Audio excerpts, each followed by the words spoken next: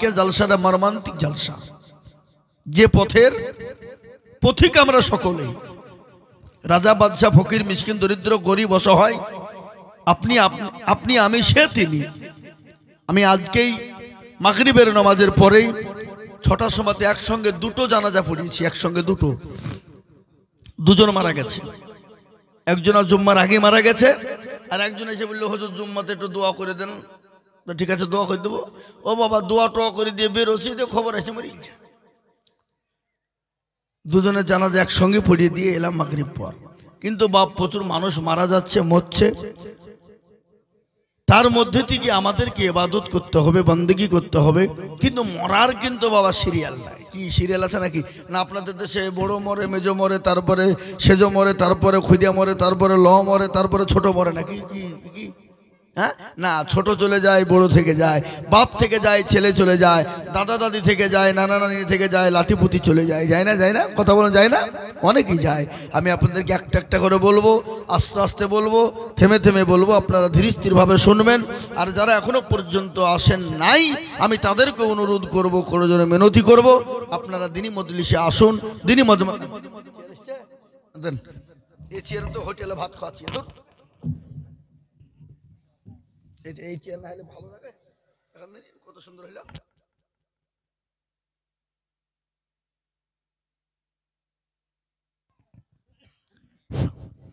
তো মহতারাম বুজুর্গ দোস্ত, আল্লাহওয়ালা, দিনওয়ালা, ইমানওয়ালা, কলমাওয়ালারা, আপনারা ধীর স্থির ভাবে এখানে চলে আসুন, আস্তে আস্তে চলে আসুন। কেউ বাজারের দিকে যাবেন না। পৃথিবীর সব থেকে নিকৃষ্ট জায়গা কোথায়? কথা বলুন। পৃথিবীর সব থেকে নিকৃষ্ট জায়গা যদি হয়, সে জায়গাটার নাম হলো বাজার। কিন্তু আজকে মুসলমানরা সব থেকে বেশি প্রাধান্য দিচ্ছে কোথায়? বাজারকে। কিন্তু আজকে বলুন তো, এই বাজারকে প্রাধান্য দেওয়ার জন্য আজকে মুসলমানদের দুর্দিনটা বেশি নেমে এসেছে। আপনাদেরকে শোনাবো দুর্দিন, কতটা দুর্দিন এসেছে, কতটা মুসলমানদের করুণ অবস্থা। আপনারা ইসলামপুর থানা তো নাকি? লালবাগ, ইসলামপুর থানা, ডোমকুল থানা, রানীনগর থানা, এরা মনে করছে 95% আমরা। কোনো কায়দা চলবে না। আশীর্বাদ ধৈর্যবার একবারে ঘেঁচা ঘাঁচ দিয়ে দেবো। মুরব্বী, যেখানে 2%, 3%, 5%, 7%, সেগুলা কি হবে? ওদিক থেকে করতে করতে, শেষ করতে করতে এদিকে এসে পৌঁছাবে, তখন আপনাকে ঠেকাবে কি?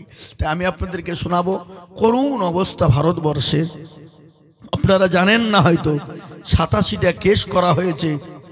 87টা কেস হাইকোর্টে কেস করা হয়েছে মুসলমানদের বিরুদ্ধে। 87টা। ওরা বললাম 87টা। এর মধ্যে মুসলমানদেরকে দেশ থেকে তুলে দেওয়ার একটা কেস করা হয়েছে, মাদ্রাসা বন্ধ করে দেওয়ার একটা কেস করা হয়েছে, মুসলমানদেরকে সিএনএসি থেকে ভরে ডিটেনশন ক্যাম্পে ভরে দেওয়ার একটা কেস করা হয়েছে, মুসলমানদের ওয়াকফ বোর্ডের সম্পত্তিকে লুটিয়ে নেওয়ার জন্য একটা কেস করা হয়েছে।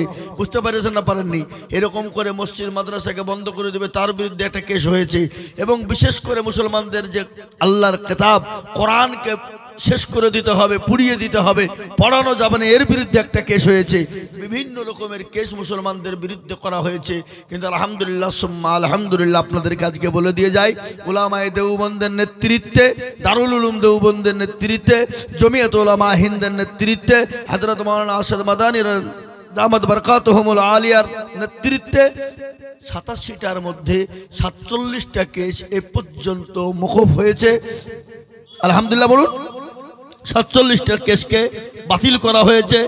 এখনো 40টা কেস রয়েছে। তার মধ্যে বিভিন্ন রকমের আছে। কি ওরা আপনার স্মৃতিদহ তৈরি করতে চাইছে, ছেলে ছেলে বিয়ে তৈরি করতে চাইছে, মেয়ে মেয়ে বিয়ে তৈরি করতে চাইছে, এটা তারা একটা সংবিধান আনতে চাইছে, তালাক তুলে দিতে চাইছে, বিভিন্ন রকমের আইটেম নিয়ে ওরা কেস ঠুকেছে। তার মধ্যে সব থেকে বড় একটা কেস যেটা হলো মাদ্রাসা বন্ধ করে দেওয়া। কি করে দেওয়া জোরে বলুন? মাদ্রাসা বন্ধ করে দিতে হবে, কোরআনকে বন্ধ করে দিতে হবে, পড়ানো যাবে না। মাদ্রাসা বন্ধ করো, মাদ্রাসা একটা থাকবে না। হাইকোর্টে করেছিল কেস, হাইকোর্ট ওটাকে সুপ্রিম কোর্টে এমএলএর মাধ্যমে পাঠিয়ে দিয়েছে। তারপরে সুপ্রিম কোর্ট রায় দিয়েছে, গোটা ভারতবর্ষ নয়, গোটা ওয়ার্ল্ড পৃথিবী জুড়ে সমস্ত পৃথিবীতে যতগুলো মাদ্রাসা আছে সমস্ত মাদ্রাসা হলো বৈধ। বলুন আলহামদুলিল্লাহ। এটা সুপ্রিম কোর্ট বলেছে বৈধ। সেখানে ওরা ওদের নিজের ধর্ম পড়াবে, কোরআন পড়াবে, হাদিস পড়াবে, যা ইচ্ছা পড়াবে, কারোর বাধা দেওয়ার মতন ক্ষমতা নেই। এ দেখেন টাকলুজি, টাকলু বাবু, তারা তাদের মাথায় পোকা ঢুকে গেছে বাবা। আজকে তারা ওটা পারল না, তো এখন আবার কি লেগেছে জানেন কি?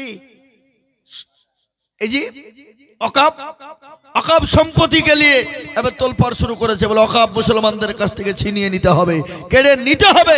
কিন্তু এটা আপনাদের কাজকে আমি জানিয়ে দিয়ে যাই, অকাবের সঙ্গে মুসলমানদের ধর্ম জড়িয়ে আছে, মুসলমানদের ইবাদত জড়িয়ে আছে, মুসলমানদের ধর্মকর্ম অকাবের সঙ্গে জড়িয়ে আছে।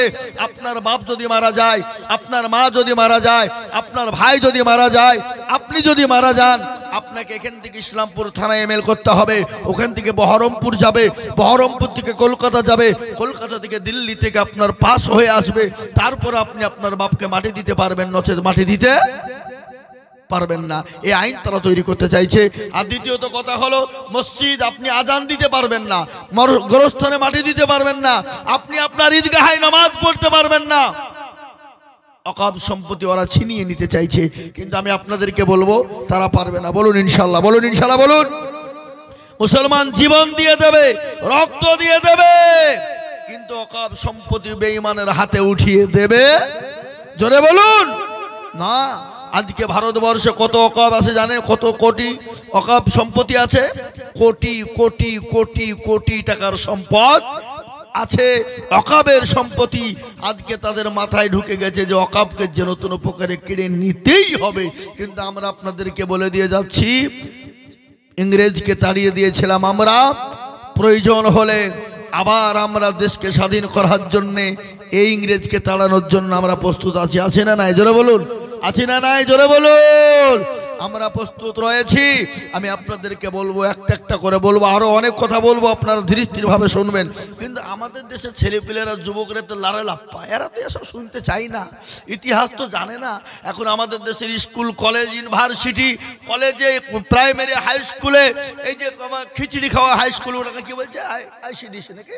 হ্যাঁ, এই খিচড়ি খাওয়া, এতে বাবা শুধু খিচড়ি খাইয়া চলে আসে, একচুনো পড়া হয় না, শুধু বেতন গুনছে। এখন প্রাইমারি স্কুলও হয় না। আমার বাড়ির সামনে প্রাইমারি স্কুল, আমি বেটাকে রাখতে গেছি, হেডমাস্টার আসছে 11:30টার সময়। আমি তাকে প্রশ্ন করছি, আপনি কটা এসেছেন, কটার সময় আপনার স্কুল? তো আমাকে বলছে, মৌলী সাহেব আপনি বুঝবেন না। বলে বুঝবো না মানে? বুঝবো না মানে? আমি একটা মাদ্রাসার হেড, আমি জানিনি কখন কোন টাইমে কোন টাইম থাকে? আপনি কটা এসছেন বলেন?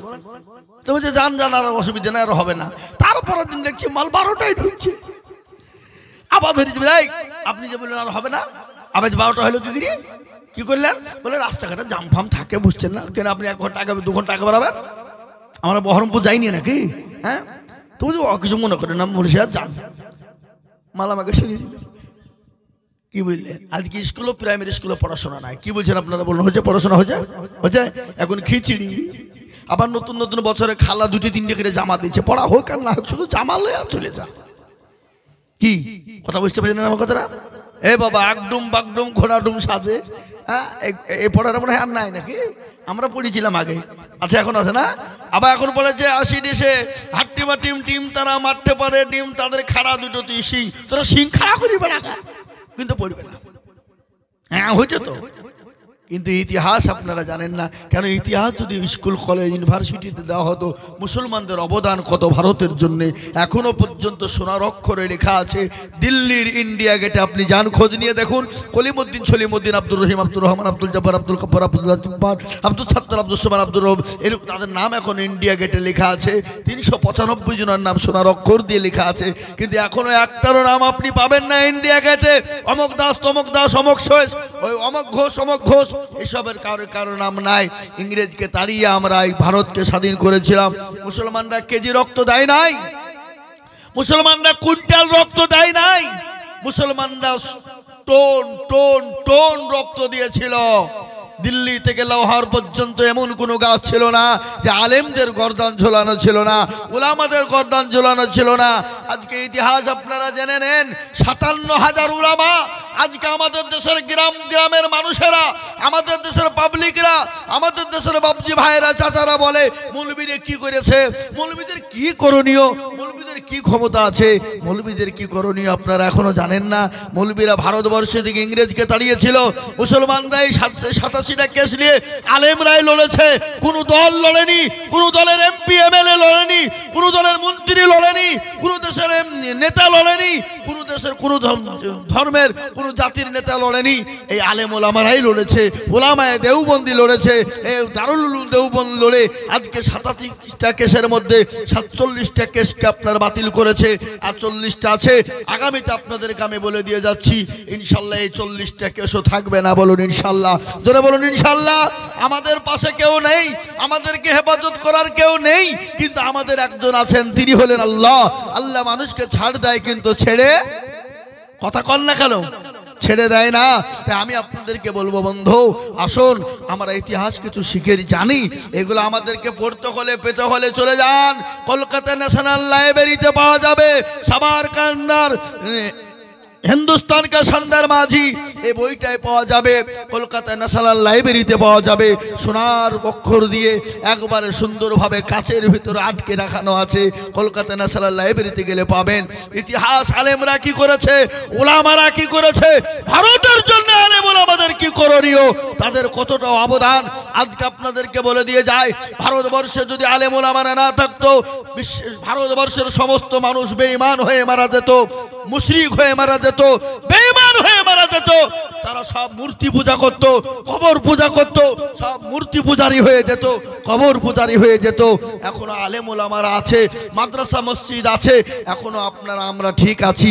যেদিন শুনবেন মাদ্রাসা নাই, যেদিন শুনবেন মাদ্রাসায় পড়াশোনা হয় না, মাদ্রাসা বন্ধ হয়ে গেছে, সেদিন ভারতবর্ষের একটা মুসলমানের অস্তিত্ব থাকবে না, সব বিলীন হয়ে যাবে। তাই আমি আপনাদেরকে বলবো, মাদ্রাসার হেফাজত করবেন, মাদ্রাসাকে হেফাজত করতে হবে আপনাকে আমাকে। জি, সেখানে কোরআনকে তালিম দেওয়া হয়, দ্বীনি তালিম দেওয়া হয়, মুসলমানদের তালিম দেওয়া হয়। আজকে শুনেলেন মাওলানা আরশাদ মাদানী বলেছে, ছেলেকে যদি সুশিক্ষায় শিক্ষিত করতে গিয়ে যদি তোমাকে পেটে পাথর বাঁধতে হয়, তবে তুমি পেটে পাথর বাঁধবে, কিন্তু ছেলেকে তুমি সুশিক্ষায় শিক্ষিত করবে। এটা কে বলেছে? আমাদের মুরব্বী দারুল উলুম দেওবন্দের আকাবির হযরত মাওলানা আরশাদ মাদানী। চলতে পারে না, কত বয়স, খুন হয়ে গেছে বুড়ো, কিন্তু যখন মাইকের যখন বসে যায়, তার গলার আওয়াজ, গলার তেজ, গলার পাওয়ার দেখে গোটা পৃথিবী পর্যন্ত থরথর করে কাঁপে। বুঝতে পারলেন না? আজকে শাইখুল হিন্দ রহমতুল্লাহ আলাই, হিফজুর রহমান, মাওলানা শওকত আলী, মাওলানা আবুল কালাম আজাদ, তাদের রক্তে ভারত তৈরি হয়েছে। মাওলানা কাসেম নানুতুবি রহমতুল্লাহ আলাই, জি, তাদের রক্ত তৈরি হয়েছে। যে হযরত শাইখুল হিন্দ রহমতুল্লাহ আলাইয়ের একটা ঘটনা বলি, আমি বক্তব্য শুরু করব। তেনাকে যখন ইংরেজ যখন জেলখানায় ভরে দিল, সেই জেলের ভিতরে এতটাই অত্যাচার করেছিল, এতটাই তার উপরে অত্যাচার করা হয়েছিল, এতটাই তার উপরে স্টিম রুলার চালানো হয়েছিল। তিনি যখন জেলখানার ভিতরে মারা গেলেন, তেনাকে যখন গোসল দেওয়ার জন্য মুরিদরা গেলেন, গোসল করতে গিয়ে তাদের চোখের পানিতে আর দাঁড়িয়ে থাকতে পারেনি, গোসল দিতে পারেননি, বেরিয়ে এসে হাওমাও করে কাঁদতে লাগলেন। হযরতরা বললেন, কি ব্যাপার, ক্যা হাল হ্যায়, কি ব্যাপার, তোমরা কান্না করো কেন? তিনারা বললেন, শাইখুল হিন্দ রহমতুল্লাহ আলাইহির মাজা থেকে নিয়ে পা পর্যন্ত শরীরে কোনো জায়গায় মাংস ছিল না। বেঈমানরা রডকে তাতিয়ে হযরতের মাজা থেকে পা পর্যন্ত আগুন দিয়ে ঝলসে দিয়েছিল, সমস্ত মাংস গলা ঝলসে গিয়েছিল, খালি হাড় গোলা পড়েছিল। তাদের রক্তে ভারত তৈরি হলো। আজকে তাদেরকে বলে দেশ থেকে তাড়িয়ে দেব, আজকে তাদেরকে বলে দেশ থেকে বের করে দিব, আজকে তাদেরকে বলে ভারত আমাদের। আজকে আমি আপনাদেরকে বলবো, তারা মুসলমানদেরকে দেখেছে কিন্তু মুসলমানের আসল চেহারা দেখেনি। তারা সমুদ্র দেখেছে কিন্তু সমুদ্রের গভীরতা তারা মাপেনি। তারা আপনার ঘুঘু দেখেছে কিন্তু ঘুঘুর ফান তারা দেখেনি। মুসলমানদের দেখেছে কিন্তু মুসলমানদের আসল চেহারা তারা মাপেনি। আজকে আমরা বলবো, আমরা বাঘের সঙ্গে লড়াই করা লোক, সিংহের সঙ্গে লড়াই করার লোক, আমাদেরকে তোমরা তাড়িয়ে দিতে চাইবা আর আমরা হাত গুটিয়ে বসে থাকবো, অত সহজ নয়।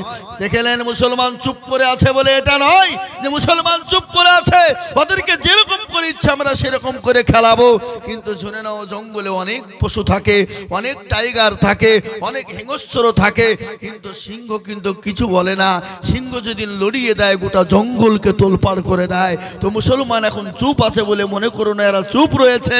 এরা যেদিন আল্লাহু আকবারের ধ্বনি দিয়ে, নারায়ে তাকবীরের ধ্বনি দিয়ে যেদিন এরা খাড়া হয়ে যাবে, সেদিন গোটা পৃথিবীর মানুষ থরথর করে কাঁপতে থাকবে। মুসলমান আল্লাহ ছাড়া কাউকে ভয় করে না। তোমাদের পরমাণু থাকতে পারে, তোমাদের অ্যাটম থাকতে পারে, তোমাদের মিসাইল থাকতে পারে, তোমাদের পুলিশ প্রশাসন থাকতে পারে, কিন্তু মুসলমানদের আশেপাশে একজন, তিনি হলেন আল্লাহ, তিনি হলেন আল্লাহ, তিনি হলেন আল্লাহ। আমাদেরকে সাহায্য করেনেওয়ালা আছে। তোমার মতন তুলবুটি ফেরাউন, নমরুদ, আবু জাহেল, আবু লাহাব, উতবা, সাইবা, মুগীরা, তারা কিন্তু চেয়েছিল, তাদেরকে আল্লাহ মিটিয়ে দিয়েছে। তাদের নাম নেওয়ার মতো লোক পৃথিবীতে কেউ নাই, তাদের নাম নেওয়ার মতো লোক নাই। ইসলাম ছিল, এখনো আছে, আগামীতেও থাকবে কিয়ামত পর্যন্ত। বলুন ইনশাআল্লাহ, জোরে বলুন ইনশাআল্লাহ। একটু জোরে সরে হাত উঁচু করে দিয়ে বলুন ইনশাআল্লাহ। হাত তুলুন, আল্লাহ দেখুক, আল্লাহ দেখুক, আল্লাহ দেখুক। আজকে আমি আপনাদেরকে বলবো বন্ধুবর, ওগো মুসলমানেরা, আল্লাহওয়ালারা, দিনওয়ালারা, আজকে ইসলাম আমরা পেয়েছি, দিন পেয়েছি, কলমা পেয়েছি, কোরআন পেয়েছি। আজকে আমরা এরকম টুপি দাড়ি রাখতে পেরেছি, নামাজ পড়তে পাচ্ছি, মসজিদ আল্লাহু আকবারে ধ্বনি দিতে পাচ্ছি, মাদ্রাসায় পড়তে পাচ্ছি। এটা হলো সাহাবাদের অবদান, এটা হলো নবীজির অবদান, এটা হলো পেয়ারা রসুলের অবদান। আল্লাহ রসুলের ওপর স্টিম রুলার চলেছে, বিশ্ব নবীর ওপরে মক্কাতুল মুকাররমার মাটিতে বেঈমান কাফেররা আল্লাহ নবীর ওপর এতটাই অত্যাচার করেছিল, নবীজির শরীর দিয়ে রক্ত ঝরিয়ে দিয়েছিল। আল্লাহ নবীর শরীরে এত রক্ত ঝরিয়ে ছিল রে বাপ, আল্লাহ রসুলের গোটা শরীরটা জবা ফুলের মতো হয়েছিল। টাইপের ময়দানে হাজিয়ে দেখেন আমাদের হাফেজ জাহাঙ্গীর সাহেব, তিনি গিয়েছেন, অনেকবার গিয়েছেন।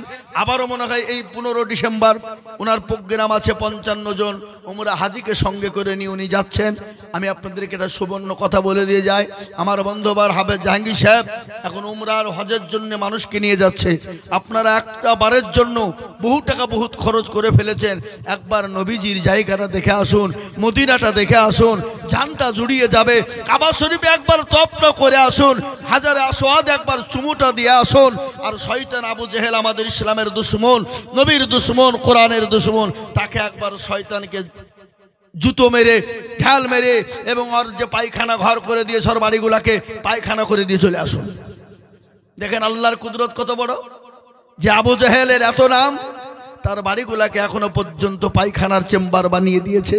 গোটা বিশ্বের মুসলমানদের, মানে গোটা বিশ্বের যত মুসলমান আছে, আবু জাহেলের বাড়িতে পায়খানা করে লোড করবে কিয়ামত পর্যন্ত। কি বুঝেন আপনারা বলুন? এটা কি বেইজ্জতি নয়? এটা কি লাঞ্ছিত নয়? এটা কি ঘৃণিত নয়? এই ভাবা বলুন, এর থেকে আর বেইজ্জতি আর ঘৃণিত আর লজ্জিত কি হতে পারে? যারা ইসলামের বিরোধী করবে, কোরআনের বিরোধী করবে, আল্লাহর বিরোধী করবে, নবীর বিরোধিতা করবে, আলেম ওলামার বিরোধিতা করবে, মুসলমানদের বিরোধিতা করবে, আল্লাহ তাদেরকে দুনিয়ার জমিনে বরবাদ করে দিবে, ধ্বংস করে দিবে, তাতে কোনো সন্দেহর কোনো অবকাশ নেই। গোলাম আহমদ কি আপনার কি গো, ওই যে কাদিয়ানি, গোলাম আহমদ কাদিয়ানি, সে নিজেকে নবী দাবি করেছিল।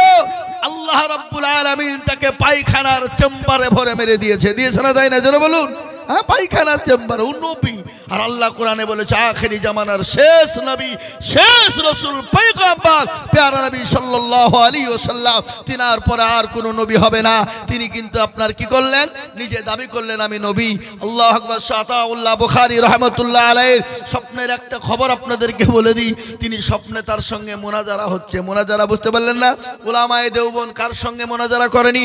বেরেলির সঙ্গে মোনাজারা করেছে, ফারাজির সঙ্গে মোনাজারা করেছে, কাদিয়ানির সঙ্গে করেছে, ফুরফুরার সঙ্গে করেছে, যত বাতিল দল আছে সমস্ত দলের সঙ্গে দারুল উলুম দেওবন্দ আপনার মোনাজারা করেছে। তারা খালি প্র্যাকটিক্যালে মোনাজারা করে নাই, স্বপ্নের মাধ্যমেও তারা মোনাজারা করেছে। আতাউল্লাহ বুখারী রাহমাতুল্লাহ আলাইহি, আল্লাহু আকবার, আপনার কাদিয়ানির সঙ্গে তাকে মোনাজারা চলছে স্বপ্নে। তিনি বলছেন আমি তো নবী।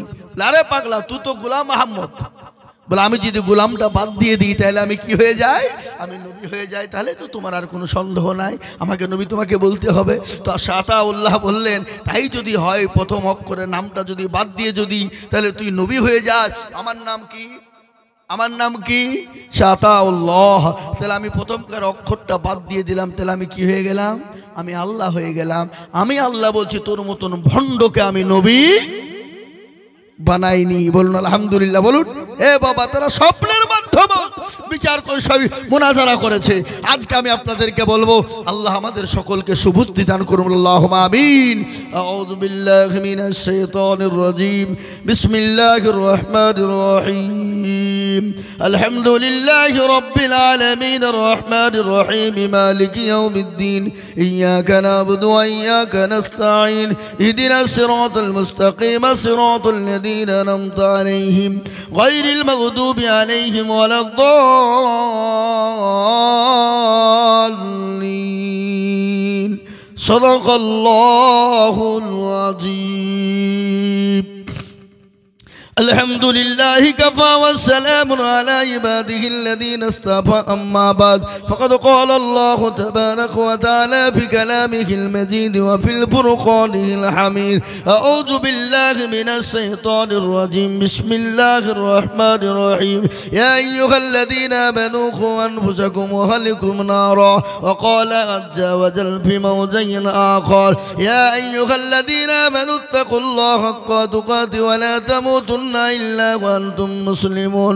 وقال عز وجل في موضع آخر قل إن كنتم تحبون الله فاتبعوني يحببكم الله ويغفر لكم ذنوبكم والله غفور رحيم. وقال النبي صلى الله تعالى عليه وسلم أول منازل منزل القبر، أو كما قال عليه الصلاة والتسليم. আলহামদুলিল্লাহ। আজকের এই সভার নির্ধারিত নির্বাচিত সভাপতি সাহেব, শ্রদ্ধেয় ওলামায়ে কেরাম, সম্মানিত আমার বাবা জীবন ভাই, ছোট ছোট স্নেহের বাচ্চারা, পদ্মার আড়ালের মায়েরা, খালারা, বোনেরা, জননীরা, সকলকে রইল আন্তরিক সালাম, শুভেচ্ছা, ভালোবাসা। আল্লাহ আমাদের সকলকে এই মজলিসে আসার এবং বসার তৌফিক এনায়েত করেছেন। সেই মহান আল্লাহ রব্বুল ইজ্জাতের শানে একবার মহব্বতের সাথে অন্তরের অন্তর থেকে একবার বলি, এক বাক্যে মহব্বতের সাথে বলি আলহামদুলিল্লাহ। একটু জোরে বলা যাবে না? এ বাবা, কেউ যদি একবার অন্তর থেকে আলহামদুলিল্লাহ বলতে পারে, আল্লাহর নাম নিতে পারে, আল্লাহু আকবার, তার আমলনামায় 1000 নেকি লেখা হবে আর 1000 গুনাহকে মাফ করা হবে। তো আপনারা এখানে, আমরা যারা এখানে যারা বসে আছি, আমাদের গুনাহ নাই এমন কোনো লোক আছে নাকি এখানে যে হুজুর আমার গুনাহ নাই, আমি নিষ্পাপ নিষ্কলঙ্ক? এ বাবা, পৃথিবীর জমিনে একজনই ছিলেন যার কোনো গুনাহ ছিল না, নিষ্পাপ নিষ্কলঙ্ক, তিনি মাসুম, তিনি বেগুনাহ, তার কোনো গুনাহ নাই। তিনি কে? যিনি 63 বছরের জিন্দেগিতে বেঁচেছিলেন, যিনি 63 বছরের জিন্দেগিতে কোনোদিন একটা মিথ্যা কথা বলেছে বলে মনে হয়? কথা বলেন না কেন? বলেছে কি? কে তিনি? কে তিনি? তিনি হলেন প্যারা নবী সাল্লাল্লাহু আলাইহি ওয়াসাল্লাম। তিনি 63 বছরের জিন্দেগিতে জীবনেও কোনোদিন মিথ্যা বলেননি, কোনোদিন কারোর সঙ্গে খারাপ ব্যবহার করেননি। তিনি সবারই সঙ্গে সুন্দর ব্যবহার করেছেন, বিবি থেকে নিয়ে ছেলে থেকে নিয়ে সবারই সঙ্গে এত সুন্দর ব্যবহার করেছেন। তিনি তো রহমাতুল্লিল আলামিন। কোরআন তো বলেছে মা আরসালনাকা ইল্লা রাহমাতুল্লিল আলামিন। পৃথিবীর জমিনে আমার নবীকে আল্লাহ রাব্বুল আলামিন রহমত হিসাবে দুনিয়ার জমিনে পাঠিয়েছেন। এরকম নবী আর কিয়ামত পর্যন্ত মর্যাদা তাক আসবে, জোরবন আসবে না। সেই নবীর ওপরে আরেকবার আমরা সকলেই মহব্বতের সাথে দুরূদ পড়ে বলি, সকলেই বলি সাল্লাল্লাহু আলাইহি ওয়াসাল্লাম। এ বাবা, যারা নবীর নাম শুনে দুরূদ পড়ে না তারা কৃপণ, বখিল। আর আল্লাহর নবী বলেছে ওই সমস্ত কৃপণ বখিল তারা ধ্বংস হয়ে যাক, তারা দুনিয়ার জমিনে ধ্বংস হয়ে যাক। যারা নবীর নামে দুরূদ পড়ে না, নবীর নাম শুনে, তারা কৃপণ বখিল। তা আমরা একবার দুরূদ ইব্রাহিমটা পড়ি, যেটা নামাজের মাধ্যমে চলে আমাদের। এ বাবা, এই আপনাদের দেশে কি দুরূদ ইব্রাহিম নামাজে চলে নাকি সুর করে পড়ি ওইটা চলে? কোনটা? দুরূদ ইব্রাহিম চলে না? সকলে পড়ে আল্লাহুম্মা সাল্লি আলা মুহাম্মাদ ওয়া আলা আলি মুহাম্মাদ কামা সাল্লাইতা আলা ইব্রাহিম ওয়া আলা আলি ইব্রাহিম ইন্নাকা হামিদুম মাজিদ। اللهم بارك على محمد وعلى آل محمد كما باركت على إبراهيم وعلى آل إبراهيم إنك حميد مجيد الحمد لله এ বাবা দুরূদ ইব্রাহিম আপনি নামাজের প্রত্যেকটা আচ্ছা বলেন তো কোন নামাজে দুরূদ চলে না এমন কোন নামাজ আছে যে দুরূদ নাই কথা কর না কেন কথা বলেন এমন কোন নামাজ নাই যে দুরূদ পড়তে হবে না এ বাবা প্রত্যেকটা নামাজে দুরূদ লাগবে তাহাজ্জুদ পড়বেন নফল পড়বেন তাহাজ্জুদের নামাজ পড়বেন দুরূদ লাগবে নফলের নামাজ পড়বেন আপনার দুরূদ লাগবে ইস্তিসকার নামাজ পড়বেন দুরূদ পড়তে হবে হবে না আমরা তো নামাজই পড়ি না তো কি করে বলবো হ্যাঁ আমরা নামাজ পড়ি আমি তো প্রায় জায়গায় কথাটা বলি না আমাদের দেশের লোক তো আজকে নামাজই পড়ে না আমি প্রায় জায়গায় বলে থাকি আমার মোবাইলও দেখবেন আজকে আমাদের দেশে 98% লোক নামাজ পড়ে না পড়ে গো 2% লোক নামাজ পড়ে 2% লোকের মধ্যে 1% লোকের নামাজ কোনো রকম হয়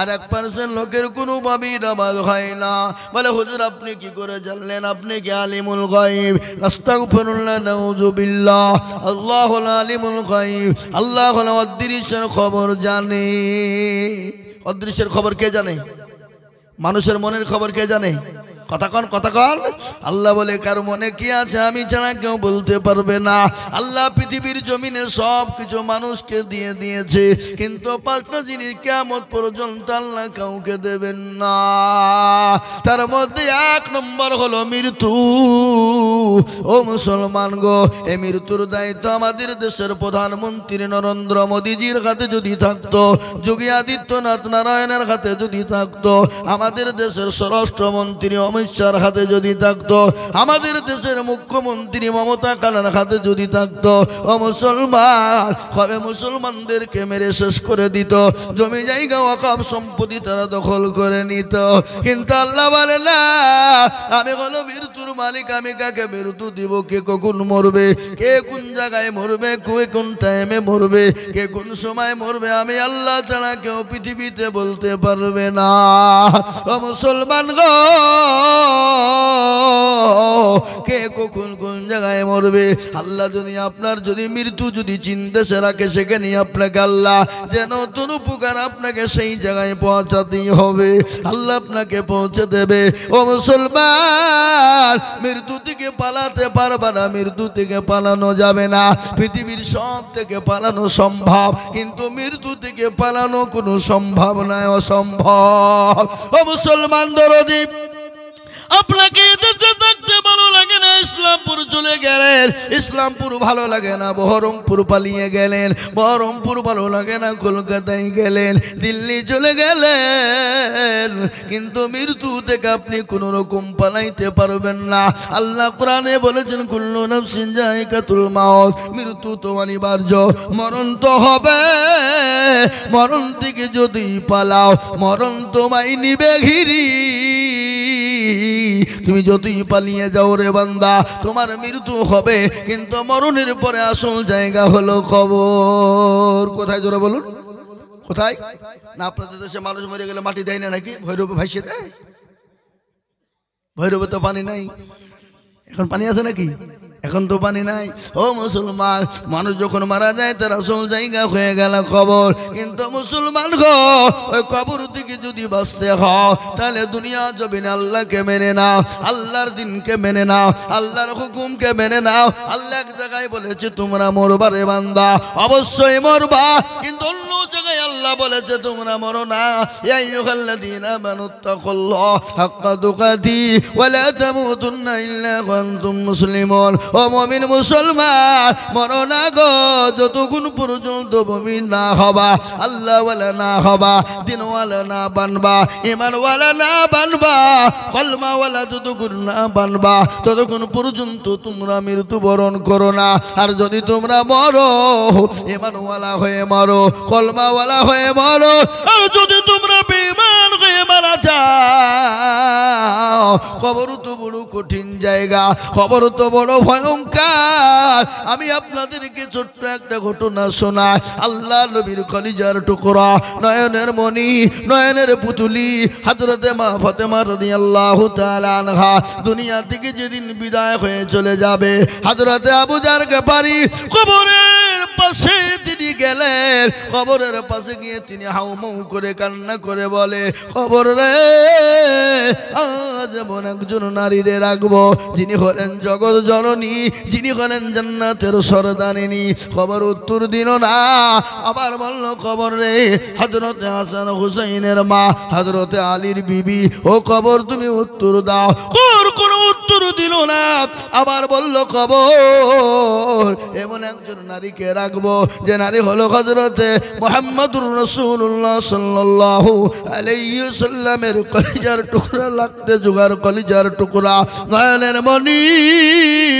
কবর উত্তর দিয়ে বলে, আবু জার শুনে না, আমি খোদার কসম, আমি খোদার কসম করে বলি, আল্লাহ আল্লাহ আল্লাহর কসম করে বলি, আমি কোন নবীর পিঠির চিনি না, হাসান হুসাইনের মারে চিনি না, আমি জগৎ জননীর চিনি না, জান্নাতের সরদারির চিনি না, আমি খালি চিনি ইন্নাল্লাযীনা আমানু ওয়া আমিলুস সালিহাত, যারা ভালো আমল করবা, ভালো কর্ম করবা, আমি তাদের সঙ্গে সুন্দর করে কবরের ব্যবস্থা করব। আর আমল যদি খারাপ হয়ে যায়, আমি তাদের সঙ্গে খারাপ কিন্তু ব্যবহার করব। ও মুসলমানগণ, বিশ্ব নবী, দয়ার নবীর বিবি হযরতে খাদিজাতুল কুবরার একটা কথা মনে হয়ে গেল। আমার কথা বলি ভাই, নবীজির বিবি হযরতে মা খাদিজার কথা মনে হয়ে গেল। আল্লাহর নবী 2 দিন 3 দিন 4 দিন পরে কলেমার দাওয়াত নিয়ে যখন বাড়িতে পৌঁছে গেলেন, বাড়িতে আপনার ঢুকে দেখছেন বিবি দরজা যখন খুলতে বললেন, হযরতে খাদিজা সঙ্গে সঙ্গে সেকেন্ডের মধ্যে দরজাখানা খুলে দিলে। আল্লাহর নবী বলেন, খাদিজা,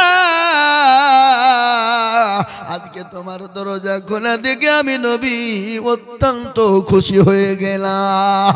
আল্লাহর নবী হযরতে খাদিজাকে দেখে খুশি হয়ে গেলেন। বিশ্ব নবী খাদিজার চোখের দিকে তাকিয়ে দেখে হযরতে মা খাদিজার চোখ দিয়ে ঝরঝর ঝরঝর করে পানি ঝরে যায়। বিশ্ব নবী বলেন, খাদিজা গো, তুমি কান্না করো কেন? তুমি চোখের পানি টুকুন বন্ধ করো, মুছাও। ও খাদিজা, আমি যে তোমার ওপর অত্যন্ত খুশি হয়ে গেছি। আমি নবী যদি তোমার ওপর খুশি হয়ে যায়, তোমার কোনো রকমের কোনো চিন্তা নাই। হযরতে খাদিজার চোখের পানি বন্ধ হয় না। আল্লাহর নবী বলেন, খাদিজা, আমি তোমার শাড়ির দিকে লক্ষ্য করলাম, শাড়ির এমন এমন ভাবে ছিঁড়ে গেছে, কোনো রকম কোনো ভাবে সেলাই করার মতন জায়গা নাই। ও খাদিজা, তুমি তার জন্য নাকি কান্না করো? বলে, নবী গো, ও গো দয়ার রাসূল, আমি তার জন্য কান্না করি না। বলে, খাদিজা, তোমার বাড়িতে কোনো বাজার নাই, তার জন্য কান্না করো নাকি? খাদিজা বলেন, ইয়া রাসূলুল্লাহ, আমি তার জন্য কান্না করি না। বলে, খাদিজা গো, তুমি কেন কান্না করো গো খাদিজা? খাদিজা বলেন, ইয়া রাসূলুল্লাহ, ইয়া হাবিবাল্লাহ, নবী গো, কবর যে বড় কঠিন জায়গা, কবর যে বড় ভয়ঙ্কর জায়গা, যে কবরের সাথী নাই, বাতি নাই, লাইট নাই, বিছানা নাই, কোনো সঙ্গের সাথী পাবো না। এই জন্য আমি খাদিজা কবরের দেখেন, কবরের দিকে তাকিয়ে কান্না করি। আল্লাহর নবী বলেন, খাদিজা, তুমি ঘাবড়ে যেও না। ওগো খাদিজা, তুমি ভয় পেও না। তুমি যখন মারা যাবা, তোমার কবরে আমার 2 জন বিবি তোমাকে পাহারাদার হয়েছে হিসাবে যোগাবে। সুবহানাল্লাহ বল। আমার 2 জন বিবি, আমার 2 জন বিবি তোমাকে কবরে সহযোগিতা করবে, সাহায্য করবে, চতুর্দিক দিয়ে তোমাকে হেফাজত করবে। সঙ্গে সঙ্গে খাদিজার কান্না বন্ধ হয়ে গেল। মেয়েদের ভিতরে বহুত সন্দেহ আছে না নাই? যারা বলুন। হযরতে মা খাদিজা বলেন, নবী গো, আপনি তো আমার আগে কাউকে বিবাহ করেননি, আপনি আবার আমার আগে কাউকে বিবাহ করেননি, আপনি কি আমার আগে কাউকে বিবাহ করেছেন? আর তাহলে আপনি আমাকে যখন কবরে দিবেন, আমার সঙ্গে 2 জন বিবি আপনি কোথা থেকে পেলেন বলুন? এ বাবা, মেয়েদের ভিতরে সন্দেহ আছে না নাই? যারা বলুন।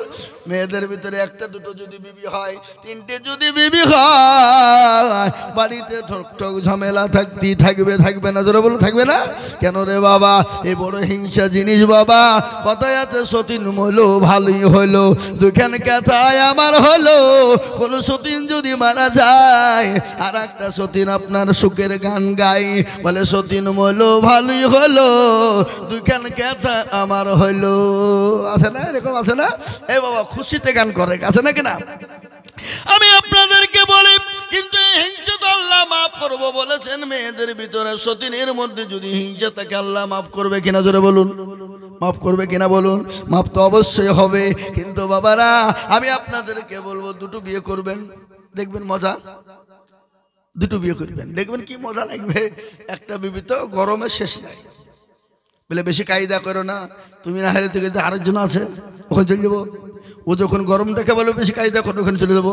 কি বুঝলেন? দেখবেন ভালোবাসারও বেড়ে যাবে। কি বুঝছেন আপনারা বলুন? বলে মৌলভী সাহেব আপনার মাথা খারাপ হয়েছে, ই একটাই নিয়ে জ্বালা শেষ নাই।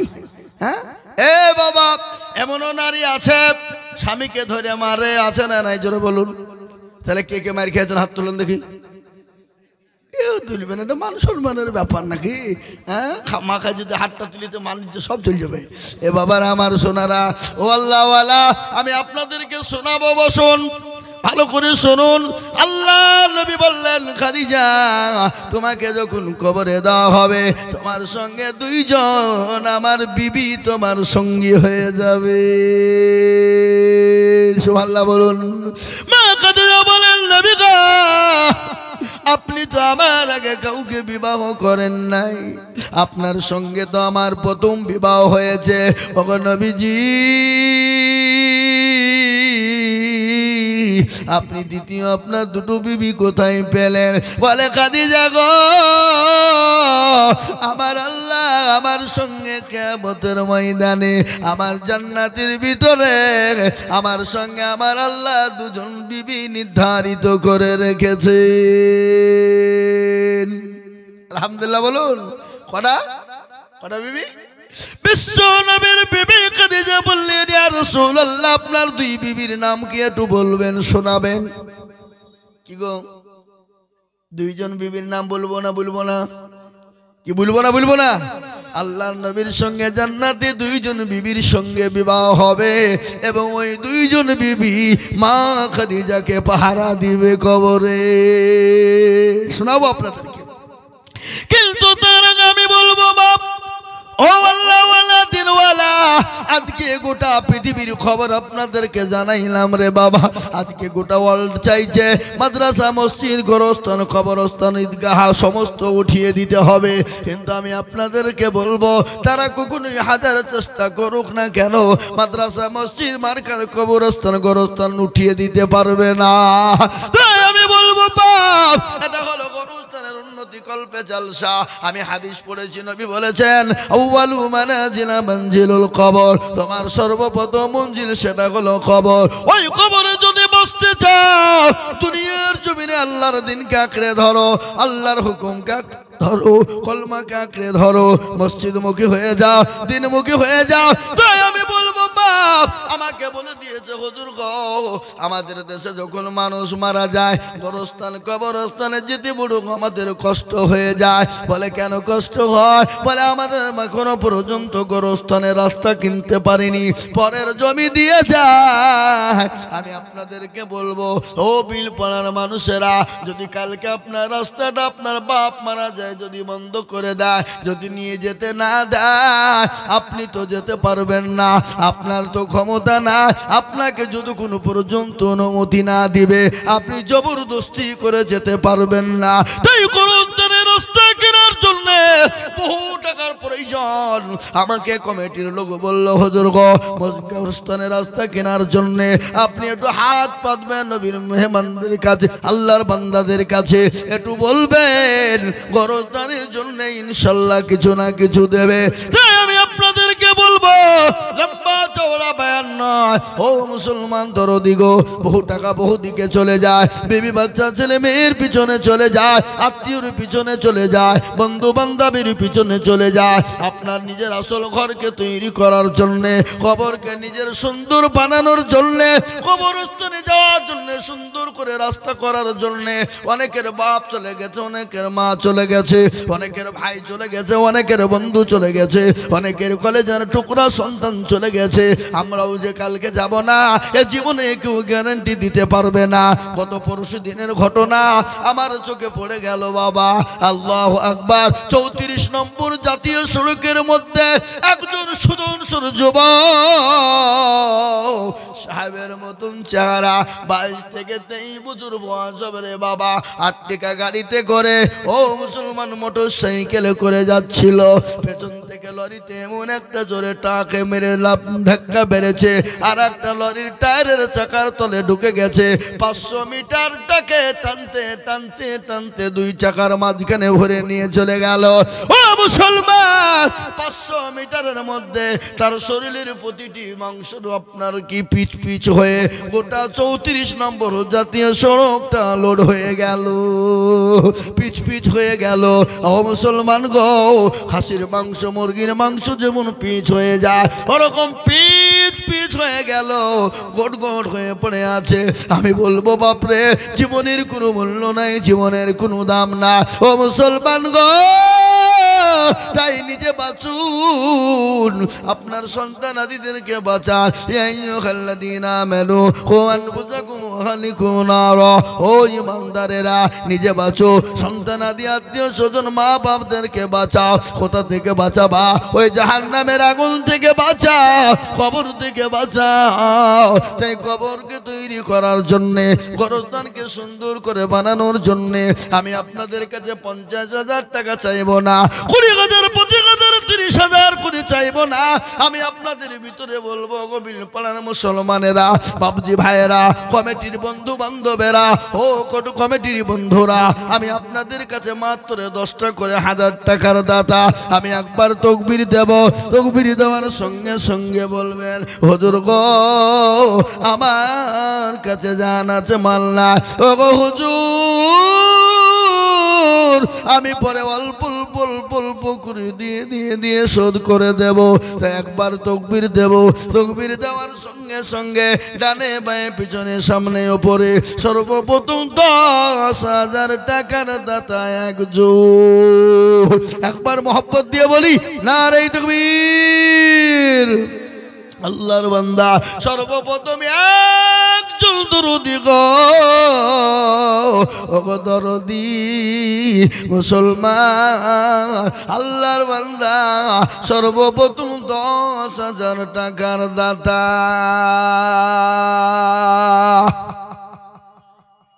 একজন। এমন ইনশাআল্লাহ হবে না? এমন কোন মুসলমান নাই, এমন কোন দিনওয়ালা নাই, ইমানওয়ালা নাই, কালমাওয়ালা নাই। আল্লাহুম্মা আমিন। আল্লাহ তোমার পিয়ারা বান্দা হাফিজুল ভাই ছিল, ভাই দেখো 10,000 দেখো লিখে দিল। আরো দোয়া করি আমি ভাইজানের কারণ, আল্লাহ দিও ভাইকে তুমি সুখের জীবন। আরো দোয়া করি আমি করি গো রব্বানা, ভাইকে তুমি যেন কখনো ভুলো না। কেউ যদি চলে যায় এগানা বেগানা, ক্ষমা করে দিও তার জিন্দগির গুনাহ। ও মুসলমান গো, 1 নম্বর 10,000 হয়ে গেল। নাম্বার 2 10,000। ও আল্লাহর বান্দা, আল্লাহর গোলাম, নবীর উম্মতের দল, আল্লাহর বান্দা বলুন দেখি নাম্বার। আরে সুবহানাল্লাহ, দেন আমার হাতে দেন, একবার লাড়ি দেখে দেন। এই দেখেন আব্দুল মহিদ, এই দেখেন আল্লাহর বান্দা 10,000, তার মধ্যে 7,000 টাকা না গো, 3,000 বাকি। আল্লাহর পেয়ারা বান্দা আব্দুল মহিদ ছিল, 10,000 টাকা তোমার বান্দা গোদা নিল। এ নগদ 7 বাকি 3 মিলে 10 হলো। আরো দোয়া করি আমি তোর মা বাপের জন্যতে এ শান্তি সুখ দিও তুমি দুটো জাহানেতে আরো দোয়া করি আমি করি গো রব্বানা তার মা বাপকে তুমি কখনো ভুলো না সত্তর গাফারো তুমি ওগো পাখো বাড়ি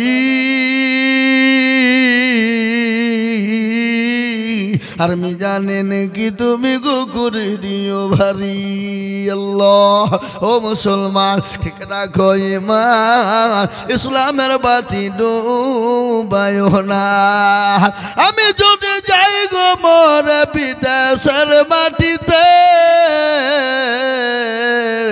লাশটা আমার পৌঁছে দিও আমার মায়েরই কোলেতে লাশটা আমার পৌঁছে দিও আমার মায়েরই কোলেতে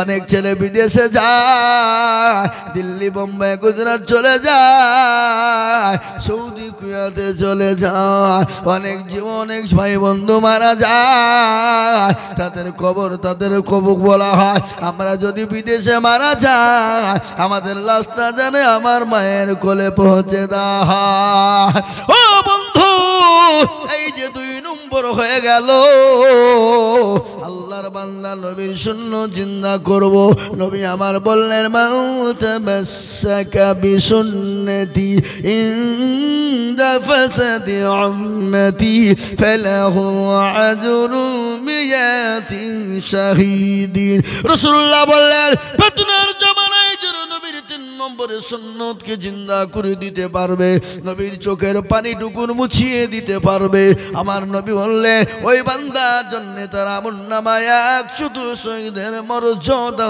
দেওয়া হবে সুবহানাল্লাহ বলুন ও মুসলমান গো পমাইপুরের বিলপাড়ার মুসলমানেরা 2 নম্বর 10,000 হয়ে গেল 3 নম্বর আর একটা আল্লাহর বান্দাকে বলবো বাবা নবীর সুন্নতকে জিন্দা করার জন্য আর একজন দরদি গো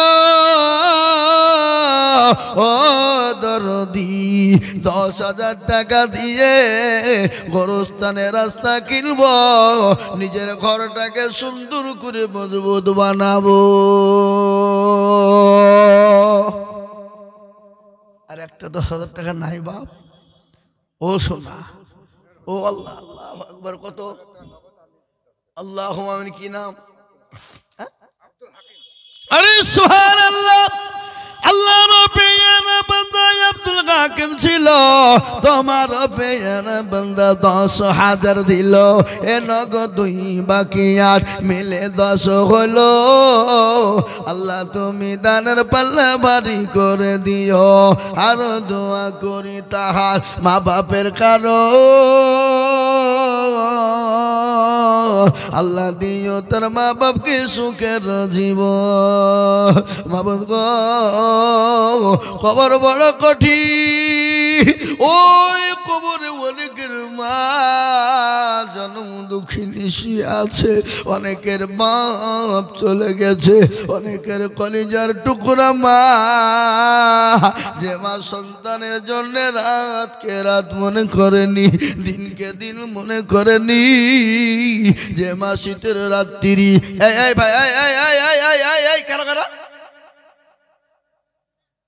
কত বড় তারা বদমাইশ দেখো ওয়াজ চলছে উঠে পালাইছে মনে টাকা দিতে হবে চ পালাইতে বলছে হ্যাঁ আল্লাহু আকবার টাকা দিতে হবে না বসো ভাই আমার দরদি মুসলমানেরা অনেকের জলো দুঃখে নিয়ে করবো তারিনি মা যে মা রাতকে রাত মনে করেনি শীতকে শীত মনে করেনি যে মায়ের পেটে যখন বাচ্চা এসে যায় 1 দিন 2 দিন 3 দিন 4 দিন 1 মাস 2 মাস করতে কত যত দিন যায় মায়ের তত কষ্ট বেড়ে যায় যত দিন যায় তত কষ্ট বেড়ে যায় মা যখন খেতে বসে খেতে পারে না সন্তান পেটের ভিতরে যখন লাথি মেরে দেয় মাথা লাগানা সরে ফেলে দিয়ে দেওয়ালের সঙ্গে টান দিয়ে দাঁড়ায় বলে মাবুদ গো আমি আর মনে হয় বাঁচবো না তুমি জীবনটা নিয়ে নাও আর কষ্ট সহ্য হয় না যখন মা যখন ঝাড়ু দিতে যায় ঝাড়ু দিতে পারে না ও মুসলমান গো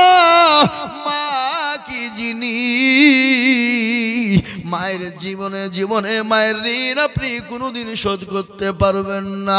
আল্লাহর নবীর দরবারে একজন এসে বললেন, ইয়া রাসূলুল্লাহ, ইয়া হাবিবাল্লাহ, নবী গো, আমি আমার মায়ের দুধের ঋণ শোধ করে ফেলেছি গো নবী। আল্লাহর নবী চোখগুলা মোটা মোটা হয়ে গেল। আল্লাহর নবী বলে, কি করে তুমি তোমার মায়ের দুধের ঋণ শোধ করলে বলো? বলে, ইয়া রাসূলুল্লাহ, আমার মাকে আমি কাবা শরীফের মধ্যে আমি ঘাড়ে করে তপ করিয়েছি, মদিনা ঘুরিয়েছি, সাফা মারওয়া দৌড়িয়েছি গো নবী। আল্লাহর নবী বললেন, ও পাগল আমার সাহাবা, শোনো শোনো শোনো, তোমার মাকে তপ করিয়েছ, কাবা শরীফ ঘুরিয়েছ, মদিনাতুল মুনাওয়ারা তুমি ঘুরিয়েছ। আমি বলি, তোমার মাকে যদি তোমার বুকের চামড়াকে যদি তুমি কাটো, কাটার পরে যদি তোমার মায়ের যদি পায়ের জুতো তুমি তৈরি করে দাও, তোমার মায়ের একদিনের বেদনা, একদিনের কষ্টর তুমি ঋণ শোধ করতে পারবা না। সুবহানাল্লাহ বলবেন না? এই জোরে সুবহানাল্লাহ বলুন। মা কে জিনিস?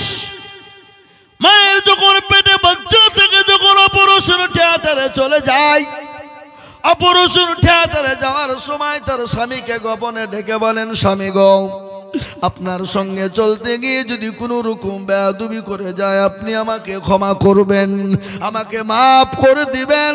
ও স্বামী, আমার তো শরীরটা ভালো নয়, আমি আর বাঁচবো কিনা মনে নাই, আমি হয়তো আর ফিরে আসবো না, আমার জীবনে কোনো গ্যারেন্টি নাই। ও গো স্বামী, আপনি আমাকে ক্ষমা করবেন, মাফ করে দিবেন। স্বামী বলে, স্বামীকে বলে দিয়ে ক্ষমা চাওয়ার পরে ওই মা যখন অপারেশন থিয়েটারে চলে যায়, মায়ের সন্তান যখন ভূমিষ্ঠ হওয়ার সময় হয়ে যায়, মায়ের শরীরে আত্মা থাকে না, আত্মাটা আল্লাহর আরশ মহল্লায় চলে যায়, মা মনে হয় আর বাঁচবে না।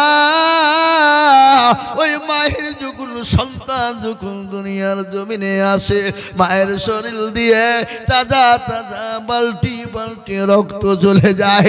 ওরকম রক্ত যদি কোনো পুরুষের শরীর থেকে চলে যেত, পুরুষ তো রক্ত শর্ট হয়ে মারা যেত। কিন্তু আল্লাহ রাব্বুল আলামিন ওই নারীকে আমার আল্লাহ হেফাজত করেন। আল্লাহু আকবার। ওই মা যখন সন্তানের চেহারাখানা দেখতে পায়, সন্তানের চাঁদ মুখখানা দেখতে পায়, মা 9 মাসের 9 দিনের বেদনা, আপনার সমস্ত রক্ত সমস্ত জিনিস মার কাছে পানি হয়ে যায়। সুবহানাল্লাহ বলুন। ওই মা তাদের দুনিয়া থেকে চলে গেছে, তাদের মা অসুস্থ আছে রে বাবা, ওই মায়ের নামে আমি আপনাদের কাছে 10টা করে 1000 টাকা দেখতে চেয়েছিলাম, তার মধ্যে 3টে পেয়ে গেলাম। 4 নম্বরের একজন আল্লাহর বান্দা 10,000 টাকার দাতাকে গেছে, একটু বলবে নাই? এমন কোন আল্লাহর বান্দা নাই, এমন কোন মা নাই, এমন কোন বোন নাই, এমন কোন ভাই নাই, এমন কোন বাপজি নাই, এমন কোন আল্লাহওয়ালা নাই, এমন কোন দিনওয়ালা ইমানওয়ালা কলমাওয়ালা নাই। ইনশাআল্লাহ বলে, হুজুর গো, আমার কাছে জান আছে কিন্তু মাল না। ও গো হুজুর, আমি আপনার কাছে বলি, ওই গোরস্থানের জন্য 10,000 টাকা আল্লাহর বান্দার একজন দরুদি হাতটা তুলে দিয়ে বলে হুজুর, আমার কাছে জান আছে কিন্তু মাল না, আমি পরে অল্প অল্প অল্প করে দিয়ে ওই গোরস্থানের রাস্তা কেনার জন্য 10,000 দিব। আর একটা বাপ কে আছে দেখি, ইনশাআল্লাহ হিম্মত করুন, বরকত হবে, রহমত বর্ষণ হবে, দিনের স্বার্থে, ইসলামের স্বার্থে, ইসলামের হেফাজতের জন্য, দিনের হেফাজতের জন্য, আপনার আমার কবরটাকে কুশাদা বানানোর জন্য, সুন্দর ঘর বানানোর জন্য আমি আর একজন দরদিকে বলি, 10,000 টাকার দাতা এই বিলপাড়ার মাটিতে এমন কোন ভাগ্যবান আর একটা হবে না বাপ? নাই হাগো এমন কোন মুসলমান, এমন কোন দিনদার, এমন কোন ইমানদার, এমন কোন আল্লাহওয়ালা 4 নম্বরের একটা মাত্র 10,000 টাকা দেব হবে না? আহা ও ভাই মুসলমান ঠিক রাখো ঈমান ইসলামের বাতি ডুবায়ো না ইসলামের বাতি ডুবিয়ে দিলে হবে না তাই আমি আপনাদেরকে বলবো ওগো মিলপাড়ার মুসলমানেরা 3 নম্বর 10,000 হয়ে গেল নাম্বার 4 আর একটা যদি 10,000 টাকা হয়ে যেত আমার বুকটা ঠান্ডা হয়ে যেত কলিজাটা ঠান্ডা হয়ে যেত এমন কোন নবীর প্রেমিক আর একটা হবে না আর একজন একটু হাতটা তুলে বলুন কে আছেন দেখি ইনশাআল্লাহ সারা মাসে সারা বছরে 1 বছরের মধ্যে অল্প অল্প করে দিয়ে দিয়ে দিয়ে দিয়ে দিয়ে দিয়ে দিয়ে 1 বছরের মধ্যে শোধ করব ইনশাআল্লাহ নাই নাই আহা মুসলমান আল্লাহওয়ালা দ্বীনওয়ালা ঈমানওয়ালা আমি আপনাদের কাছে 4 নম্বর 10,000 টাকা চেয়েছি বাপ আজকে এই জালসাতে কত টাকা খরচ হবে বলেন আপনাদের বাড়িতে মনে হয় এই গ্রামে গরু মনে হয় 3-4টে হয়েছে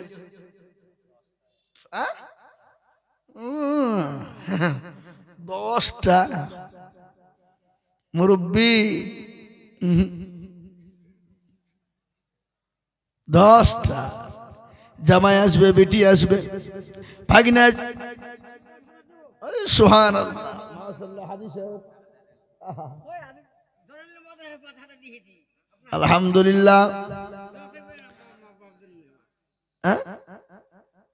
10,000 ইনশাআল্লাহ কোথা বাড়ি আপনার এই লিখেন 10,000 লিখেন নগদ আপনার কাছে কিছু না এখন যেগুলো আছে সেগুলো দেন এখানে কত আছে দেখেন গুনে দেন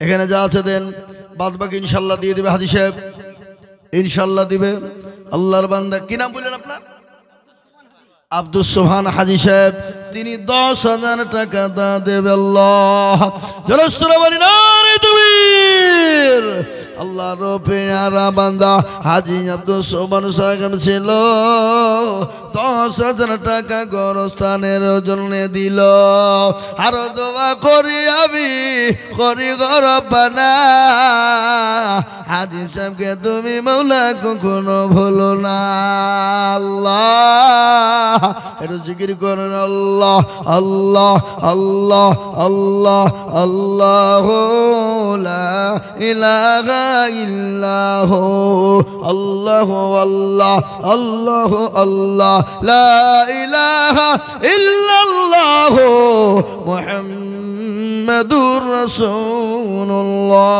সাল্লাল্লাহু আলাইহি ওয়াসাল্লাম আমি আপনাদের কাছে 10,000 টাকা চাইবো না আমি একবারে কমিয়ে দিলাম বাবা আমি মাত্র 5,000 করে দেখতে চাই ইনশাআল্লাহ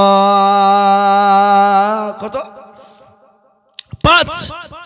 10,000 দিতে হবে না আমি একেবারে সীমিত করে দিলাম কমিয়ে দিলাম রে বাবা আমি 5,000 করে টাকা আপনাদের ভিতরে 5 জন দিকে দেখবো বাপ গল্লাওয়ালারা ও বিলপাড়ার মুসলমানেরা পমাইপুরের বাবা জীবনেরা ও মায়েরা আমার বোনেরা ও আল্লাহওয়ালারা 5,000 করে দেনে বালা ইনশাআল্লাহ আমি দেখতে চাই তাড়াতাড়ি করে 5 থেকে 10 মিনিটের মধ্যে মাশাআল্লাহ দেন আমাকে দেন আমার হাতে দেন কত আছে কি নাম আমার নামে নাম গো আল্লাহুম্মা আমিন আজিজুল হক আল্লাহুম্মা আমিন তিনি 5,000 টাকা দেবেন 2,000 টাকা নগদ আর 3,000 টাকা বাকি আল্লাহ তার নাকি তোকে করো না গো ফাকি আল্লাহর পিয়ারা বান্দা আজিজুল হক ছিল 5,000 টাকা দেখো দেখো দান দিল নগদ 2 বাকি 3 মিলে 5 এই বসেন বাবজি এই বসেন এই যে মুরব্বি বসেন একটু পরে দেবেন বসেন বসেন আল্লাহু আকবার আল্লাহ রব্বে কি যদি টয়লেট লাগে বাথরুম লাগলে যেতে পারেন বাধা দেবো না, কেন আপনাদেরকে আটকাবো না, মুরব্বী মানুষ নাকি, কিন্তু যুবকদেরকে যেতে দেবো না, এখানে মোতাবেক দরকার হলে। হ্যাঁ, আল্লাহু আকবার। আল্লাহর বান্দা, এই দেখেন আজিজুল হক, আল্লাহর বান্দা তিনি 5,000 টাকা দিয়েছে। মাবুদ গো, বান্দার জানে মালে তুমি বরকত দাও। এই দেখেন 1 নম্বর হয়ে গেল। নাম্বার 2, 5,000 টাকার দাতা আল্লাহর বান্দা, একটু হাতটা উঁচু করে দিয়ে বলুন তো ইনশাআল্লাহ। ঠিক আছে, আপনারা গোরস্থান কিনবেন না? গোরস্থান কিনবেন না? রাস্তা কিনবেন না? প্রয়োজন নাই? কালকে যদি আপনার বাপ মারা যায়, আপনাকে যদি রাস্তা বন্ধ করে দেয়, কোথা দিয়ে যাবেন? কোন দিক দিয়ে যাবেন? উঠে যাওয়ার ক্ষমতা নাই। তাই আমি আপনাদেরকে বলবো বাবা, 5,000 ইনশাল্লাহ 2 নম্বরে একজনা। কই দেখি ইনশাল্লাহ 2 নম্বরে 5,000 টাকার দাতা ইনশাল্লাহ একটা হবে না? না বিল পাড়ার লোক এখানে নাই নাকি? হ্যাঁ, নাই? এ বাবা, আল্লাহওয়ালারা, দিনওয়ালারা, আমি আপনাদের কাছে 5,000 করে টাকা দেখতে চেয়েছি বাপ। আল্লাহওয়ালা, দিনওয়ালা, ইমানওয়ালা, কলমাওয়ালা 5,000। আসুন, দেরি করবো না বাপ, মোটেও বিলম্ব নয়। আল্লাহর বান্দা আল্লাহ রাস্তায় দিলে কোনোদিন কমে যাবে না। তাই আমি